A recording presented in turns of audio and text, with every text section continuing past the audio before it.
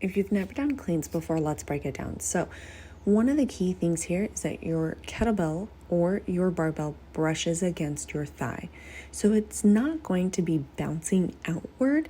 It's going to be as close to your body as possible so that you can bring your elbow high up and then flip it over your wrist.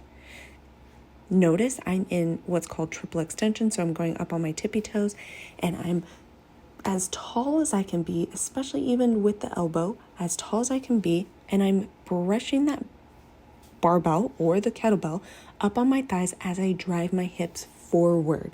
So it's kind of like a hip thrust, but standing position.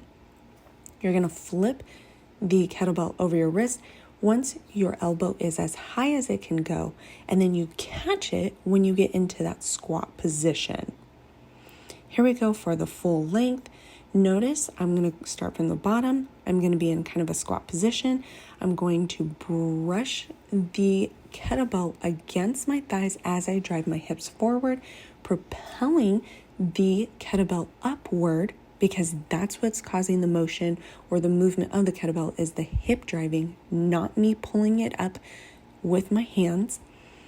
So I'm driving my hips, brushing the kettlebell, elbows as high as possible, and then I'm flipping it over and I'm catching it in that squat position.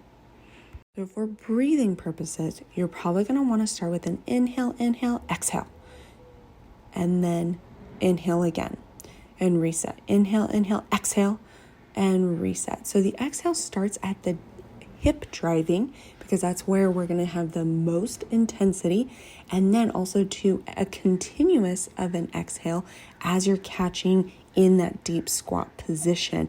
That's to avoid any pelvic floor symptoms to be popping up as you're doing this movement.